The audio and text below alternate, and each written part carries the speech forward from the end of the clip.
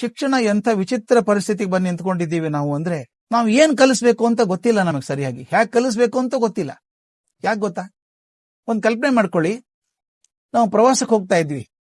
15 ದಿವಸ ಪ್ರವಾಸಕ್ಕೆ ಹೋಗ್ಬೇಕು ಮನೆ ಮಂದಿ ಎಲ್ಲ. ನಿಮ್ ಸೂಟ್ ಕೇಸ್ ಪ್ಯಾಕ್ ಮಾಡ್ತೀರಿ ಪ್ರವಾಸಕ್ಕೆ ಹೋಗೋದಕ್ಕೆ. ಹ್ಯಾಕ್ ಪ್ಯಾಕ್ ಮಾಡ್ತೀರಿ? ಸೂಟ್ ಕೇಸ್ ಒಳಗೆ ಏನ್ ಹಾಕೋತೀರಿ? ಸೂಟ್ ಕೇಸ್ ಒಳಗೆ ಏನ್ ಹೋಗ್ಬೇಕು ಅನ್ನೋದು ನೀವು ಎಲ್ಲಿಗೆ ಹೋಗ್ತೀರಿ ಅನ್ನೋದ್ರ ಮೇಲೆ ಇದೆ ಅಲ್ವಾ? ಈಗ ನಾನು ಡಿಸೆಂಬರ್ ತಿಂಗಳಲ್ಲಿ ಶಿಮ್ಲಾಕ್ ಹೋಗ್ಬೇಕಾದ್ರೆ ಅಥವಾ ಹಿಮಾಚಲ್ ಪ್ರದೇಶಕ್ಕೆ ಹೋಗ್ಬೇಕಾದ್ರೆ ನಾನು ಟೀ ಶರ್ಟ್ ಹಾಕೊಂಡು ಹೋಗಕ್ಕಾಗತ್ತಾ? ಚಳಿ ವಿಪರೀತ. ಅದು ಸ್ವೆಟರ್ ಇಟ್ಕೋಬೇಕು, ಮಫ್ಲರ್ ಇಟ್ಕೋಬೇಕು. ಅಯ್ಯೋ ಬೇಡಪ್ಪ, ಕ್ಯಾಪ್ ಹಾಕೋಬೇಕು, ಗ್ಲೌಸು, ಥರ್ಮಲ್ ಇದ್ರೆ ಒಳ್ಳೇದು, ಶೂಸ್, ಸಾಕ್ಸು, ಬೆಚ್ಚಗಿರ್ಬೇಕು. ಆದ್ರಿಂದ ಬೆಚ್ಚಗಿನ ಬಟ್ಟೆಗಳನ್ನು ಹಾಕೋತೀರಿ, ಯಾಕಂದ್ರೆ ಚಳಿ ಪ್ರದೇಶಕ್ಕೆ ಹೋಗ್ತಾ ಇದ್ದೀರಿ. ಮೇ ತಿಂಗಳಲ್ಲಿ ರಾಜಸ್ಥಾನಕ್ಕೆ ಹೋಗೋದಿದ್ರೆ ಅಯ್ಯೋ ಕರ್ಮ, ಲೈಟ್ ಟೀ ಶರ್ಟ್ ಇದ್ರೆ ಸಾಕಪ್ಪ, ಚಪ್ಪಲಿ ಇದ್ರೆ ಸಾಕು, ಹಾಕೊಳಕ್ಕೆ ಆಗಲ್ಲ, ವಿಪರೀತ ಕುದೀತಾ ಇದೆ, ಸೆಕೆ ಇರ್ತದೆ ಅಂತ. ಅಂದ್ರೆ ಏನಾಯ್ತು, ನೀವು ಎಲ್ಲಿಗೆ ಹೋಗ್ತೀರಿ ಅನ್ನೋದು ನಿಮ್ ಸೂಟ್ ಕೇಸ್ ಅಲ್ಲಿ ಏನ್ ಹೋಗ್ಬೇಕು ಅನ್ನೋ ತೀರ್ಮಾನ ಮಾಡತ್ತೆ ಅಲ್ವಾ? ಈಗ ನಾನು ನಿಮ್ ಪ್ರಶ್ನೆ ಕೇಳೋದಿದ್ದೇನೆ, ಈ ಮಕ್ಕಳ ಸೂಟ್ ಕೇಸ್ ಹೆಂಗ್ ಪ್ಯಾಕ್ ಮಾಡೋದು? ಈ ಮಕ್ಕಳ ಪ್ರವಾಸ ಇದೆಯಲ್ಲ, ಶಿಕ್ಷಣ ಅನ್ನೋ ಪ್ರವಾಸ, ಅವ್ರ ಸೂಟ್ ಕೇಸ್ ಅಲ್ಲಿ ಏನ್ ಹಾಕ್ಬೇಕು ನಾನು? ಅವ್ರು ಎಲ್ಲಿ ಹೋಗ್ತಾರೆ ಅಂತ ಗೊತ್ತಿಲ್ಲ. ದಯವಿಟ್ಟು ಗಮನಿಸಿ, ಇವತ್ತು ಏನೇನ್ ದೊಡ್ಡ ದೊಡ್ಡವ್ರ ಆಫೀಸರ್ಸ್ ಇದಾರೋ, ಇಂಜಿನಿಯರ್ಸ್ ಇದಾರೆ, ಎಲ್ಲ ಇದಾರೆ, ಅವ್ರ ಶಾಲೆಯಲ್ಲಿ ಕಲ್ತದ್ದಕ್ಕೂ ಅವ್ರು ಮಾಡ್ತಿರೋದಕ್ಕೂ ಯಾವುದೂ ಸಂಬಂಧ ಇಲ್ಲ. ಒಂದು 6 ತಿಂಗಳ ಕೆಳಗೆ ಲಂಡನ್ ನಲ್ಲಿದ್ದೆ. ಲಂಡನ್ ನಿಂದ ಪ್ಯಾರಿಸ್ಗೆ ಹೋಗೋದಕ್ಕೆ ಸಮುದ್ರ ಕೆಳಗೆ ಒಂದು ಟನೆಲ್ ಮಾಡಿದ್ದಾರೆ, ಬಹಳ ಸುರಂಗ ಮಾಡಿದ್ದಾರೆ. ಟ್ರೈನ್ ಅಲ್ಲಿ ಹೋಗುತ್ತೆ, ನಿಮ್ ತಲೆ ಮೇಲೆ ಸಮುದ್ರ ಇರುತ್ತೆ, ಕೆಳಗಡೆ ಸಡರ್ ಅಂತ ಹೋಗುತ್ತೆ, ಪ್ಯಾರಿಸ್ಗೆ ಹೋಗುತ್ತೆ ಟ್ರೈನ್. ನಾನು ನನ್ನ ಹೆಂಡತಿ ಇಬ್ರು ಲಂಡನ್ ಹತ್ತು ಕೂತ್ಕೊಂಡು ಟ್ರೈನ್ ಅಲ್ಲಿ. ಟ್ರೈನ್ ಹೊರಟು ಒಂದು ಅರ್ಧ ಗಂಟೆ ಆಗಿರ್ಬೇಕು. ಒಂದಿಷ್ಟು ಜನ ಹುಡುಗರು ಹುಡುಗಿಯರು ಸರಸರ ಓಡಿ ಬಂದ್ರು ಕಂಪಾರ್ಟ್ಮೆಂಟ್ಗೆ. ಎಲ್ಲರೂ ಈ ಬರ್ಮುಡಾ ಪ್ಯಾಂಟು, ಟೀ ಶರ್ಟು, ತಲೆಗೊಂದು ಕ್ಯಾಪು, ಹೆಗಲಿಗೊಂದು ಚೀಲ, ಟ್ರಾವೆಲರ್ ಬ್ಯಾಗ್ ಇರುತ್ತಲ್ಲ ಅದು ಹಾಕೊಂಡಿದ್ದೆ, ಹ್ಯಾವರ್ಸ್ ಹಾಕೊಂಡು ಓಡಿ ಬಂದ್ರು. ಎಲ್ಲರೂ ನಗ್ನಗ್ತಾ ಬಂದ್ರು, ಅಲ್ಲಿ ಕೂತ್ಕೊಂಡು. ನಾನು ಬೇಗ ಸ್ನೇಹ ಮಾಡ್ಕೋತೀನಿ ಎಲ್ಲರ ಜೊತೆಗೆ. ಅಲ್ಲೊಬ್ಬ ಹೆಣ್ಮಗಳು ಕೇಳಿದೆ, ಎಲ್ಲಿ ಹೋಗ್ತಿದ್ದೀರಿ ಅಂತ ಕೇಳಿದೆ. ಸಿಸಡ್ ಐ ಡೋಂಟ್ ನೋ ಅಂದ್ಲು. ಅಲ್ಲ ಇವನ, ಟ್ರೈನ್ ನಲ್ಲಿ ಕೂತಿದ್ದೀರಿ, ಹೊರಟಿದ್ದೀರಿ, ಎಲ್ಲಿ ಹೋಗ್ತೀನಿ ಗೊತ್ತಿಲ್ವಾ ಅಂತ. ಯಾಕೆಂದ್ರೆ ಏನ್ ಸಂಬಂಧ ಇಲ್ಲ, ಇಟ್ ಡಸಂಟ್ ಮ್ಯಾಟರ್ ಅಂದ್ಲಕ್ಕೆ. ಎಲ್ಲಿ ಹೋಗ್ತೀವಿ ಮುಖ್ಯ ಅಲ್ಲ. ನಾವೊಂದು 10 ಜನ ಇದ್ದೀವಿ, ಜಗತ್ತು ನೋಡ್ಬೇಕು ಅಂತ ಹೊರಟವ್ರು. ನಾವು ಒಂದು ತೀರ್ಮಾನ ಮಾಡ್ತೀವಿ, 10 ದಿವಸ ರಜಾ ಸಿಕ್ಕಿದೆ, ಮೊದಲು ಪ್ಲಾನ್ ಮಾಡೋದೇ ಇಲ್ಲ ನಾವು. 10 ಜನ ರೈಲ್ವೆ ಸ್ಟೇಷನ್ಗೆ ಹೋಗ್ತೀವಿ, ಯಾವ ಮೊದಲನೇ ಟ್ರೈನ್ ಬರುತ್ತೋ ಹತ್ತು ಕೂತ್ಕೊಂಡ್ಬಿಡ್ತೀವಿ, ಕಡೆ ಸ್ಟೇಷನ್ಗೆ ಹೋಗ್ಬಿಡ್ತೀವಿ. ಜಗತ್ ನೋಡ್ತಾನೆ ಹೆಸರು ತಗೊಂಡು ಏನ್ ಮಾಡೋದು, ಅಲ್ಲಿ ಹೋಗ್ತೀವಿ, ಅಲ್ಲಿ ಇಳ್ಕೊಂಡು ಎಲ್ಲರೂ ಬ್ಯಾಗ್ ಅಲ್ಲಿ ಸಾಮಾನು ಹಾಕೊಂಡಿದೀವಲ್ಲ, 8 ದಿವಸ ಸುತ್ತಾಡ್ಕೊಂಡು ನೋಡ್ಕೊಂಡು ಹೋಗ್ತೀವಿ ವಾಪಸ್ಸು. ಡೈರಿಯಲ್ಲಿ ಬರಿತೀವಿ ಯಾವ ದೇಶ ನೋಡ್ಕೊಂಡ್ ಬಂದ್ವಿ ಅಂತ. ನಾನ್ ಕೇಳಿದೆ, ನಾನು ಸೂಟ್ ಕೇಸ್ ಒಂದು ಕಾಡ್ತಾ ಇತ್ತಲ್ಲ, ಸೂಟ್ ಕೇಸ್ ಪ್ಯಾಕ್ ಮಾಡೋದು, ಎಲ್ಲಿಗೆ ಹೋಗ್ತೀರಿ ಅಂತ ಗೊತ್ತಿಲ್ಲ, ಬ್ಯಾಗ್ ಅಲ್ಲಿ ಹೆಂಗ್ ಪ್ಯಾಕ್ ಮಾಡ್ಕೋತೀರಿ ನೀವು ಅಂತ ಕೇಳಿದೆ. ಅದ್ರಲ್ಲಿ ಏನಿದೆ ಅಂದ್ಲಕ್ಕೆ, 1-2 ಟೀ ಶರ್ಟ್ ಹಾಕೊಂಡಿರ್ತೀವಿ ಸೆಕೆ ಇದ್ರೆ, ಅದ್ರ ಸ್ವೆಟರ್ ಕ್ಯಾಪ್ ಇಟ್ಕೊಂಡಿರ್ತೀವಿ, ಗ್ಲೌಸ್ ಇಟ್ಕೊಂಡಿರ್ತೀವಿ, ಸಾಕ್ಸ್ ಇಟ್ಕೊಂಡಿರ್ತೀವಿ, 2 ಇಟ್ಕೊಂಡಿರ್ತೀವಿ. ಚಳಿ ಆದ್ರೆ ಅದನ್ನ ಹಾಕೋತೀವಿ, ಬಿಸಿಲಾದ್ರೆ ಇದನ್ನ ಹಾಕೋತೀವಿ ಅಂದ್ಲು. ಹೌದಲ್ಲ, ನಮ್ಮ ಮಕ್ಕಳ ಪ್ಯಾಗು ಹಿಂಗೆ ಪ್ಯಾಕ್ ಮಾಡ್ಬೇಕಲ್ಲ ನಾವು. ಅವ್ರು ಚಳಿಗಾಲ ಬರಲಿ ಬೇಸಿಗೆ ಕಾಲ ಬರಲಿ ಅವ್ರನ್ನ ಕಾಪಾಡುವಂತ ವಿದ್ಯೆ ಕೊಡ್ಬೇಕು ನಾನು. ಹಾಗಾದ್ರೆ ಯಾವ ವಿದ್ಯೆ ಕೊಡ್ಬೇಕು? ಇದನ್ನ ಬಹಳ ಕಾಡದಂತ ವಿಷಯ ಇದು. ನನಗನ್ಸೋದು ಆ ಮಕ್ಕಳಿಗೆ ಕೊಡ್ಬೇಕಾದದ್ದು 3-4 ವಿಷಯ. ದಯವಿಟ್ಟು ನಾನು ಅಟೆನ್ಷನ್ ಕೊಟ್ಟು ಕೇಳ್ಬೇಕಿದನ್ನ.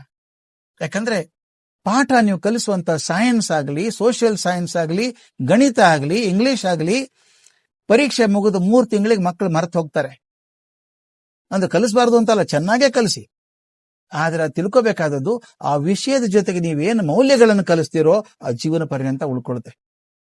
ಆ ಮಕ್ಕಳಿಗೆ ಮೌಲ್ಯಗಳನ್ನು ಹಾಕಿ ಸಂಸ್ಕೃತಿ ಕೊಡಿ. ಸಂಸ್ಕೃತಿ ಕೊಡೋದು ಯಾರು ಕೊಡ್ಬೇಕು ಸ್ವಾಮಿ? ನಾವು ಮಕ್ಕಳಿಗೆ ಸಂಸ್ಕೃತಿ ಇಲ್ಲ, ಹುಡುಗರ ಸಂಸ್ಕೃತಿ ಇಲ್ಲ ಅಂತ ಬೈತೀವಲ್ಲ, ದಯವಿಟ್ಟು ಬೈಬೇಡಿ. ನಿಮಗೆ ಸಂಸ್ಕೃತಿ ಇದ್ರೆ ನಿಮ್ಮ ಅಪ್ಪ ಅಮ್ಮ ಕೊಟ್ಟದ್ದು, ನಾವು ಕೊಟ್ರೆ ಮಕ್ಕಳಿಗೆ ಇರುತ್ತೆ, ಇಲ್ಲದ್ರೆ ಇರಲ್ಲ. ಆದ್ರಿಂದ ನಾಳಿನ ಜನರು ತಯಾರು ಮಾಡ್ಬೇಕಾದ್ರೆ ಯಾವ ಮೌಲ್ಯಗಳನ್ನು ಹಾಕಬೇಕೋ ಆ ಮೌಲ್ಯಗಳನ್ನ ಇವತ್ತು ಹಾಕಬೇಕು. ಇನ್ನೊಂದು ಬಹಳ ಮುಖ್ಯ ವಿಷಯ, ಮೌಲ್ಯಗಳನ್ನ ಭಾಷಣ ಮಾಡಿ ಕಲಿಸೋಕಾಗಲ್ಲ. ಮೌಲ್ಯಗಳನ್ನ ಭಾಷಣ ಮಾಡಿ ಕಲಿಸೋಕಾಗಲ್ಲ, ಲೇಖನ ಬರ್ತಿ ಓದಿಸೋಕಾಗಲ್ಲ. ಮೌಲ್ಯಗಳನ್ನ ನಡೆದೇ ತೋರಿಸಬೇಕಾಗ್ತದೆ. Values are not taught, they are demonstrated. ನಿಮ್ ಮಕ್ಕಳು ಸರಿಯಾಗಿ ಕ್ಲಾಸಿಗೆ ಬರ್ಬೇಕು ಅಂದ್ರೆ ಮೊದಲು ನಾನು ಸರಿಯಾಗಿ ಹೋಗ್ಬೇಕು. ಮಕ್ಕಳೇ ಎಲ್ಲ ಸರಿಯಾಗಿ ರೆಡಿ ಮಾಡ್ಕೊಂಡ್ ಬರ್ಬೇಕು, ನಾ ರೆಡಿಯಾಗಿ ಹೋಗ್ಬೇಕು. ಮಕ್ಕಳ ಬಗ್ಗೆ ಪ್ರೀತಿ ಇರ್ಬೇಕು, ನಾನು ಪ್ರೀತಿಯನ್ನು ಡೆಮಾನ್ಸ್ಟ್ರೇಟ್ ಮಾಡ್ಬೇಕು. ಎಲ್ಲವನ್ನೂ ನಾನು ಮಾಡ್ಬೇಕು. If you want your students to be kind, you should be kind first. ಮತ್ತೆ ಇನ್ನೊಂದು ಮಾತು ಹೇಳ್ತೀವಿ, ಸಾಮಾನ್ಯ ಶಿಕ್ಷಕರು ಬೈತಾರೆ ನಾನು ಹೇಳಿದಾಗ, ನಮ್ಮನ್ನು ಬ್ಲಾಕ್ ಮೇಲ್ ಮಾಡ್ತೀರಿ ಅಂತಾರೆ. ಬ್ಲಾಕ್ ಮೇಲು ವೈಟ್ ಮೇಲು ನಾವು ಮಾಡೋದೇ ಹಾಗೆ. ನನ್ನ ಮಾತು ತುಂಬಾ ಸುಲಭ ಇದೆ. ಕ್ಲಾಸಲ್ಲಿ ಕುಳಿತಂತ ಮಗು ನನ್ನ ಮಗು ಅನ್ನೋ ಪ್ರೀತಿಯಿಂದ ನೀವು ಪಾಠ ಮಾಡಿದ್ರೆ ನಿಮ್ ಮಕ್ಕಳು ಚೆನ್ನಾಗಿರ್ತಾರೆ ಮನೇಲಿ. ಅಲ್ಲಿ ಖೋತ ಆದ್ರೆ ಇಲ್ಲಿ ಖೋತ ಆಗತ್ತೆ. ಯಾಕಂದ್ರೆ ನೀವು ಕೂಡ ನಿಮ್ ಮಕ್ಕಳನ್ನ ಶಾಲೆ ಕಳಿಸಿದಾಗ ಬೇಡ್ಕೊಳ್ಳಲ್ವಾ, ನನ್ ಮಕ್ಕಳಿಗೆ ಒಳ್ಳೆ ಶಿಕ್ಷಕರು ಸಿಗ್ಲಪ್ಪ, ಒಳ್ಳೆ ಟೀಚರ್ ಸಿಗ್ಲಿ ಅಂತ ಏನ್ ಬೇಡ್ಕೋತೀರಿ, ಆ ಮಕ್ಕಳ ತಂದೆ ತಾಯಿನೂ ಹಾಗೆ ಬೇಡ್ಕೊಂಡಿದ್ದಾರೆ. ಆ ಪ್ರಾಮಾಣಿಕತೆಯಿಂದ, ಪ್ರೀತಿಯಿಂದ ಮೌಲ್ಯಗಳನ್ನು ಹಾಕಿ ಮೊದಲೇದು.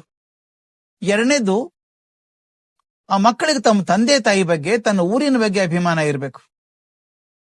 ಬಹಳ ಮುಖ್ಯ ಅದು. ಅಯ್ಯ ನಮ್ಮ ಊರೇನ್ ಪ್ರಯೋಜನ ಇಲ್ಲ, ಸಾಧ್ಯ ಇಲ್ಲ, ಎಲ್ಲ ಊರು ಚೆನ್ನಾಗಿದ್ದಾವೆ, ಆದ್ರೆ ಅದ್ರ ಬಗ್ಗೆ ನಾನು ಪ್ರೀತಿಯನ್ನು ಬೆಳೆಸ್ಕೋಬೇಕು. ನಮ್ಮ ತಂದೆ ತಾಯಿ ಬಗ್ಗೆ, ನಮ್ಮ ತಂದೆ ಓದಕ್ಕೆ ಬರಲ್ಲ, ನಮ್ಮ ತಾಯಿಗೆ ಓದಕ್ ಬರಲ್ಲ, ತಪ್ಪಿಲ್ಲ, ಓದ್ಬೇಕು ಅಂತಿಲ್ಲ. ಆದ್ರೆ ಒಂದ್ ಹೇಳ್ತೀನಿ ಮಕ್ಕಳು ಇದಾರೆ ಇಲ್ಲಿ, ಎಲ್ಲಿವರೆಗೂ ನಿಮ್ ತಂದೆ ತಾಯಿನ ನೀವು ಪ್ರೀತಿಯಿಂದ ನೋಡ್ಕೊಳ್ಳಲ್ಲ, ಅಲ್ಲಿವರೆಗೂ ನಿಮ್ಮ ಯಶಸ್ಸು ಕಾಣೋಲ್ಲ, ನೀವು ಖಂಡಿತ ಕಾಣಲ್ಲ. ಅದ್ರಲ್ಲಿ ನಿಮ್ ತಾಯಿ ಮುಖ್ಯ. ನಿಮ್ಮ ನಡತೆಯಿಂದಾಗಿ, ನಿಮ್ಮ ಬಿಹೇವಿಯರ್ ಅಥವಾ ನಿಮ್ಮ ಕೆಲಸಗಳಿಂದಾಗಿ ನಿಮ್ಮ ತಾಯಿಯ ಕಣ್ಣಲ್ಲಿ ಒಂದೇ ಹನಿ ನೀರು ಬಂದ್ರೂ ಕೂಡ ನಿಮಗೆ ಶ್ರೇಯಸ್ಸಾಗೋದಿಲ್ಲ.